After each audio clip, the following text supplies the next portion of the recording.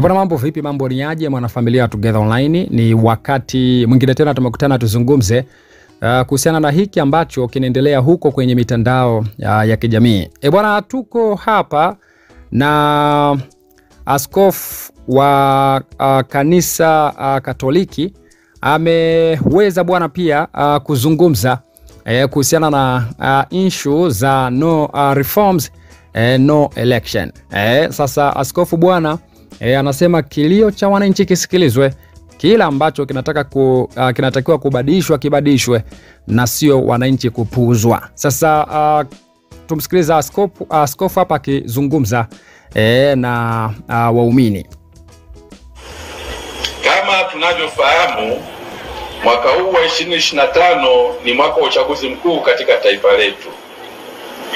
Uchaguzi wa viongozi ni jambo lenye uzito mkubwa katika kuamua mustakabali wa ustawi, amani, usalama, uhuru na ulinzi wa rasilimali za taifa letu.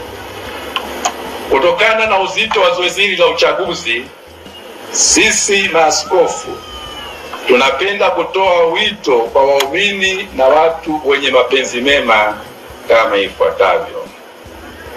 Kwanza, tunaomba waamini na watu wote wenye mapenzi mema tufanye sala na maombi maalum kwa ajili ya kuliombea taifa letu amani, umoja na mshikamano wa kindugu. Tunahitaji sana tunu hizo katika taifa letu ili tuweze kuendelea kuishi kama familia moja.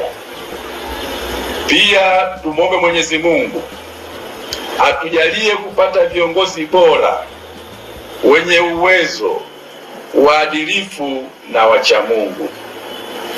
Hii itatuwezesha kuwa na viongozi wasio na ubinafsi, bali wenye uzalendo wa kweli na walio tayari kujenga jamii ya Tanzania katika misingi ya ukweli, haki, uadilifu, upendo, ustawi na uhuru kwa wote. Neno la Mungu katika kitabu cha Mithali sura ya 29 aya ya 2 linasema, waadilifu wakifanikiwa watu hufurahi, waovu watawalapo watu huugua. Tunaomba watu wetu wasiugue. Ndugu mgeni rasmi, viongozi wa serikali katika nyakati tofauti wamesikika wakiwahakikishia wananchi kuwa uchaguzi wa mwaka huu utafanyika kwa misingi ya haki, usawa na uhuru. Tunaomba kauli hizi nzuri na za kutia moyo za viongozi wetu zionekane kwenye matendo katika hatua zote za uchaguzi, kwani baadhi ya matukio tuliyoyashuhudia katika jamii yetu hayaonyeshi kuwa watendaji au wasimamizi wa sheria wanatekeleza kile kinachoahidiwa na viongozi wetu. Kinachoahidiwa hakiendani na kile kinachotendeka. Ndugu mgeni rasmi, kwa muda mrefu kumekuwa na sauti zinazotaka katiba na sheria zinazosimamia uchaguzi katika nchi yetu zifanyiwe marekebisho au maboresho ili ziendane na hali halisi ya demokrasia ya vyama vingi katika nchi yetu. Inavyoonekana ni kuwa wanaonufaika na mapungufu yaliyomo katika sheria za sasa hawana haraka ya kufanya maboresho hayo, na wale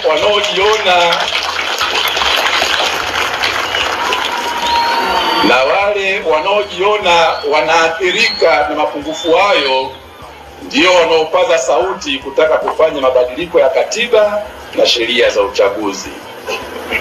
Wito wetu sisi maaskofu kwa mamlaka zinahusika ni kuwa sauti na vilio vya watu wanaotaka kufanyika kwa maboresho hayo ya katiba na sheria visikilizwe na visipuuzwe. Tunaomba marekebisho na maboresho stahiki kwenye mifumo ya uchaguzi yafanyike ili kuruhusu uchaguzi wa kweli ulio huru na wa haki katika nchi yetu. So hivyo ndivyo ambavyo askofu bwana huyu alivyoweza kuzungumza kwamba bwana, vilio vya watu visikilizwe na visipuuzwe. Huyu akaja akasema kwamba anasema kwamba baba askofu kama anataka kucheka hivi. Huyu akaja akasema yeye yupo hivyo. Huyu akaja akasema na mimi nimemuona, lakini nadhani ndo yuko hivyo. Kanisa langu KKKT siwaelewi aisee. Wanakula kama wanakuwa kama wakina Sure. Inaniumiza sana aisee kiukweli. Huyu akaja akasema kwamba Bagonza nimemuelewa kwa sababu kwamba kama kina ubwabwa. Huyu akasema kwamba pita kwa Mange Kimambi kuna askofu wa KKT Morogoro, mbona kaliongelea hili swala? Huyu akaja akasema kwamba anasemaje huyo? Anasema kwamba eti Kondoa wamelipwa bwana, kwamba eti Kondoa wamelipwa bwana, wakamkataa Mnyika. Samahanini, ila warangi always empty. Sema no reform no election. Huyu akaja akasema kwamba achana na wale bwana, hawajielewi. Huyu akaja akasema kwamba mimi na wewe kwamba nini wewe niache bwana, no reform no election. Proud to be Romanic, kwamba to be a Roman Catholic. Huyu akaja akasema pia kwamba makofi yalikuwa ni mengi sana baada ya kusema vilio visipuuzwe. Aluta continue free Tundu Lissu. Huyu akaja akasema proud to be Roman Catholic. Huyu akasema pia kwamba tumenyoka sana, hatunaga shida, PhD zimesimama huku.